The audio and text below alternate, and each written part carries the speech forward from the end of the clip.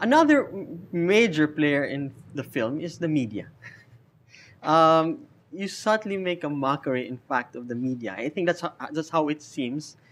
And you think it was quick to judge the media, and they did not focus on the right questions. True. I mean, it was actually the media that made a mockery of this trial. You know, it was a very different landscape back then. It was 15 years ago. So, you know, the film is critical of the media back then, not now, right? And back then it was very traditional, right? It was just print media and television. If the internet existed back then the way it is now, are you saying something? Yes, what I'm saying is that this probably wouldn't have happened. It wouldn't have gone this far. Because with the internet and with social media, we all become watchdogs. You know, we can all play a part in safeguarding human rights. But back then, the media had so much power, you know, and the public, you know, you have to remember this was Cebu in the 90s, and it was a small town back then, and this crime was the first of its kind, so gruesome, you know, and the entire island wanted it solved, you know. It had gone unsolved for weeks, and everybody... Was it partly fear? They also had some sort of fear that, you know, somebody... Yeah, it became really personal. I mean, you know,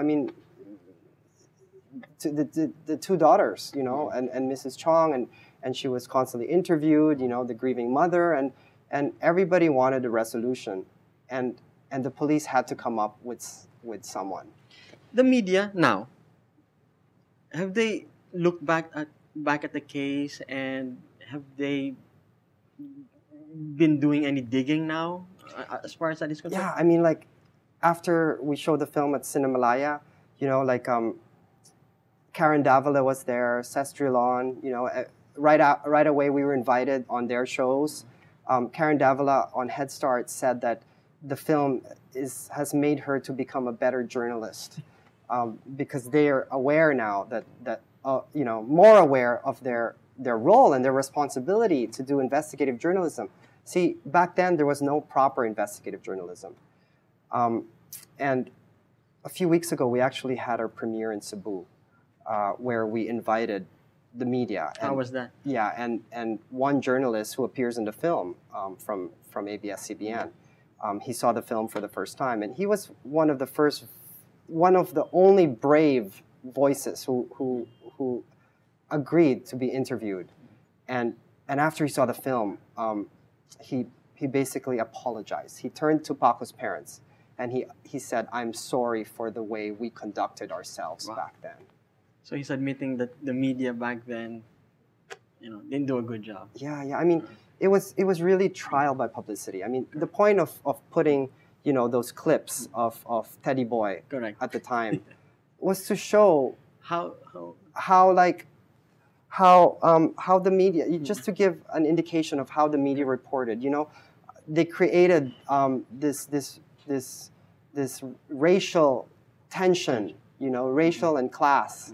Why do you think they were doing that? Was it for ratings, you think? I mean, sensationalizing, yeah, that's the word, sensationalizing things, you think that's what it is? Absolutely. I mean, the ratings went up, you know, newspapers were sold, you know. I mean, people were following this story like on a day-to-day basis. Every day it was front page of newspapers. Speaking about that mob, I think, in fact, one of the most frightening scenes in the movie was the part wherein after they're convicted, they're being led out of the courtroom, and the mob is out there.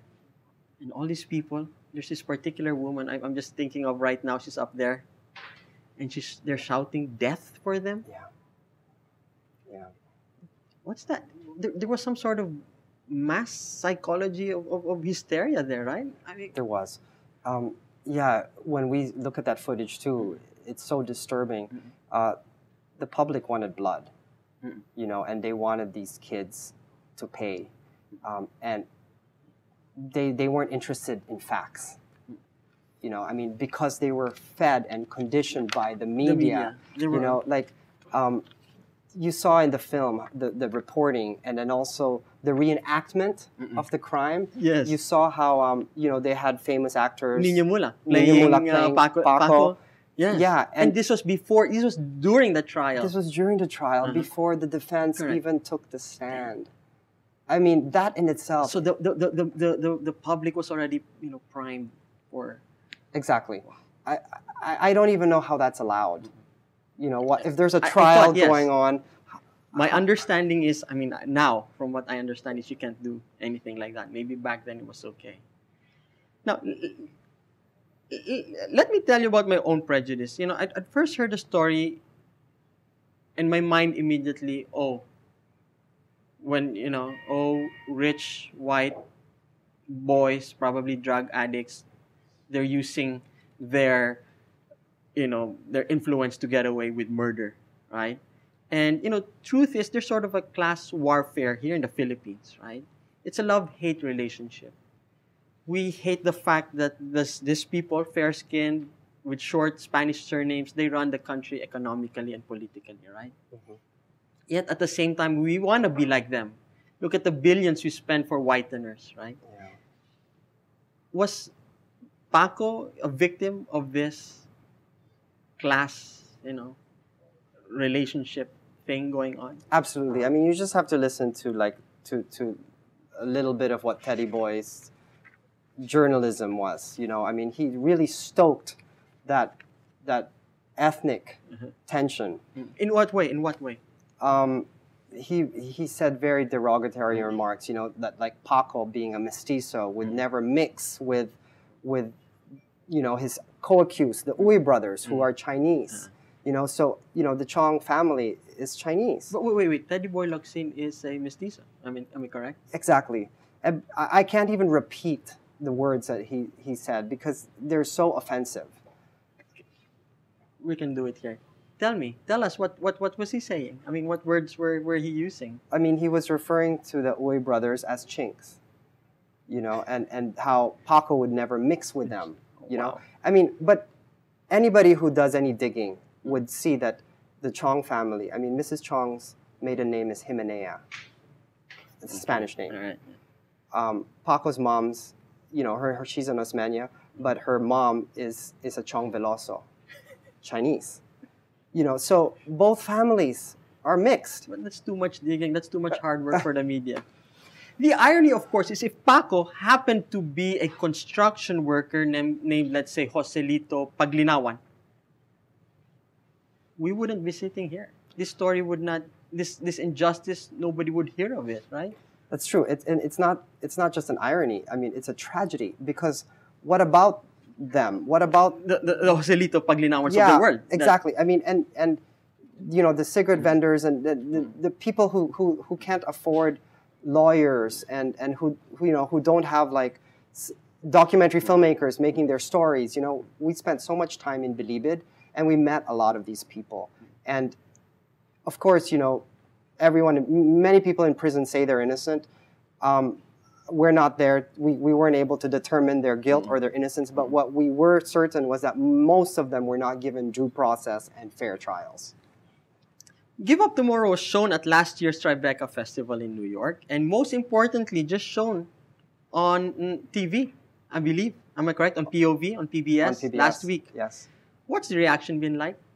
Yeah, you just have to go onto the website and on PBS and on Facebook. The comments are so amazing. For me, my point in making this film was to spark a discussion. Is that what's going on? That's exactly what's going on. And I mean, it's really because of social media and the internet, you're really able to have these really healthy discussions. And there are people who are saying that, that they're from Cebu and they know they're guilty and stuff like that. But what's interesting is that people are responding to that. And so they're actually having a conversation going on. Speaking of that, you've shown it in Cebu. How was it received there? Look, I'm not expecting, a mass apology. We're human beings. We don't do that. But you think there's some sort of remorse? I mean, I know the media guy has, said sorry. But among the other people, I mean, you think... Yeah. I mean, let me share with you Oh, you have Yeah, so the day you have a show and tell here. after we premiered in Cebu, Mhm. you know, You can bring it up. sure. Show So it up there.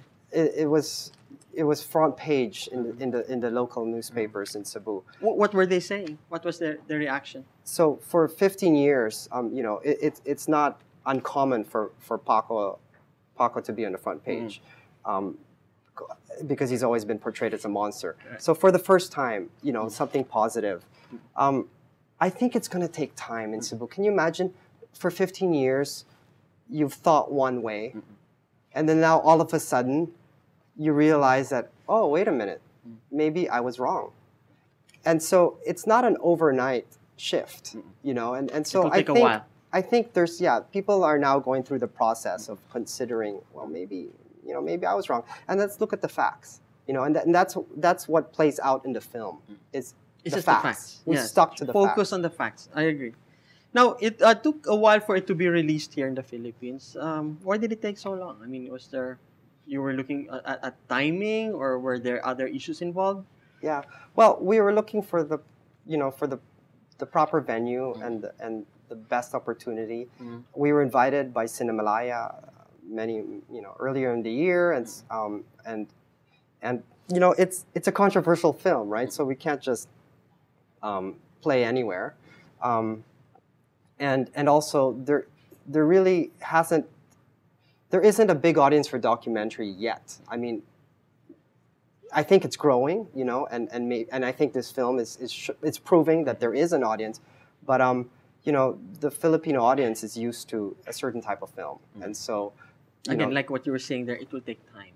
it'll take time, you know, and Cinemalaya is great because they give documentary filmmakers and independent filmmakers the venue. opportunity to show films that otherwise would not be screened. I was going to ask, did you receive any threats while making the film? I mean, or you were...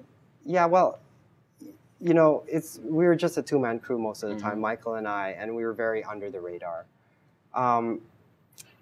When we were in Cebu, when we would interview, you know, have delicate interviews, or we would feel a little exposed, we would just go straight to the airport and fly back to Manila, where we felt a little more safe. See, wow. You know, I tell a lot of people, hey, go watch, you know, Give Up Tomorrow, and then they say, yeah. But then when they get to the theater, they go, oh, let's watch Taken 2, right? You think also, is it because it's because it's so real that maybe we don't want to, you know, see ourselves up there? Because, you know, in the film, the character of the Filipino, you know, the negative aspect of it shows up. Yeah, apathetic, maybe judgmental, perhaps cowardly even. I don't think it's that. I think it's because